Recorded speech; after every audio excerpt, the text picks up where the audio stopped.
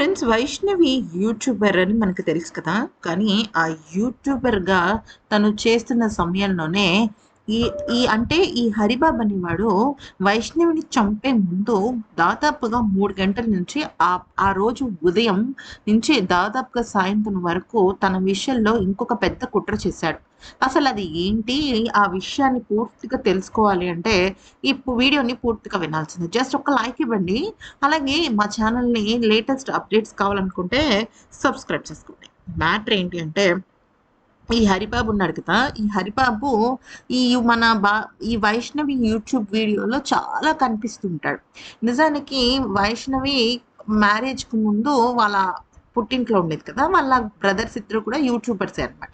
యూట్యూబ్‌లో వ్లాగులు గట్రా చేసుకుంటూ ఉంటారు. అయితే పెళ్ళైన తర్వాత కొన్నాళ్ళు ఆమె యూట్యూబ్‌కి దూరమైనప్పటికీ తర్వాత యూట్యూబ్‌లో పెట్టడం స్టార్ట్ చేసేసింది. అయితే ఏమైందంటే తన కోసం ఒక ఫోన్ కొనుక్కుంది. అంటే సాధారణంగా యూట్యూబ్ వ్లాగింగ్ చేసే వాళ్ళకి మన దాన్నేమంటారంటే వీడియో రికార్డింగ్ ఈ ఫోన్‌లోనే ఉంటుంది.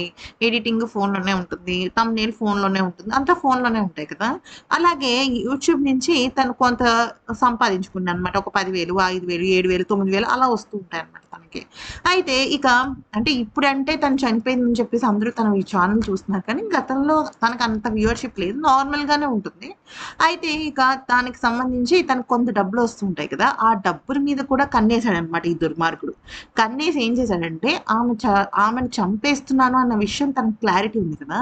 సో, తనేం చేశాడంటే ఆ ఫోన్‌ని తను కొంతసేపు అంటే దాదాపుగా 3 అవర్స్ పాటు ఆ ఫోన్‌ని తను తీసేసుకొని దానిలో ఉన్న యూట్యూబ్ వివరాలు అంటే ఒకవేళ గనక ఇది చచ్చిపోతే అంటే వైష్ణవి చచ్చిపోతే దానికి సంబంధించిన యూట్యూబ్ డబ్బులన్నీ నేనే తీసుకోవచ్చు. అంటే సాధారణంగా ఎప్పుడు డబ్బులొస్తాయి, ఎప్పుడు డబ్బులెళ్తాయి ఇవన్నీ కూడా ఒక ఐడియా ఉంటది కదా! భర్త అన్నాక. ఆ డబ్బులన్నీ నేనే తీసుకోవచ్చు. ఆ పాస్‌వర్డ్ గట్రా అన్నీ కూడా మార్చేయడానికి ప్రయత్నించాడనమాట. మార్చేసాడు. సక్సెస్‌ఫుల్లీ మార్చేసాడు. అయితే తనేమో నా ఫోన్ గావాలి, నా ఫోన్ గావాలి అంటే లేదు లేదు నేను ఫోన్ ఇవ్వను.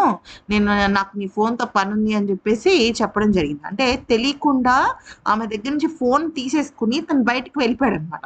అంటే ఇంట్లో ఉంటే తన ఫోన్ టచ్ చేయనివ్వదని. అయితే అంతసేపు వాళ్ళ అత్తగారికి సంబంధించి అంటే ఈ వీడి ఫ్ ఇంకొక చిన్న ఫోన్ ఉంటదనమాట. ఆ ఫోన్‌ని ఈ అమ్మాయికిచ్చి హరిబాబు వాళ్ళ అమ్మగారితో మాట్లాడమని చెప్పాడు. అయితే వాళ్ళ అమ్మగారేమో మానసికంగా వేధించడం, అసభ్యకరమైన పదజాలంతో తనని నానా మాటలంది. "నువ్వే నెక్లెస్ దొబ్బేసావు" ఇట్లాంటి మాటలనమాట. అయితే ఆ తర్వాత ఇంకొన్ని విషయాలు ఏం చేశాడంటే, ఈ అమ్మాయి అలాగే ఆహ్, బ హరిబాబుకి సంబంధించిన కొన్ని కీలకమైన ఫోటోలుంటాయి చూసారా? స్కాన్ రిపోర్ట్‌లు గట్రా కూడా డిలీట్ చేసేసాడనమాట. చాటింగ్ డిలీట్ చేసేసాడు. సో, ఇవన్నీ ఎందుకు చేశాడు అంటే, తన మీద అనుమానం రాకుండా. అంటే తనెప్పుడు మంచిగా ఉన్నట్టుగానే ఆ వీడియోల్లోనూ, చాటింగ్‌లోనూ ఉంచాడు. దెబ్బలాట ఆడుకున్నవి, కోప్పడ్డవి, అలిగినవి ఇవన్నీ తీసేసాడనమాట. అయితే ఇవన్నీ కూడా పోలీసులు ఎన్‌క్రిప్టెడ్ డేటా ద్వారా బయటకు తీశారులే కానీ, మ్యాటర్ అయితే ఇదనమాట. సో, ఒక ఫోను విషయంలో కూడా వీడింత ప్లానింగ్‌గా, పగడ్బందీతో చేస్తూ వచ్చాడు.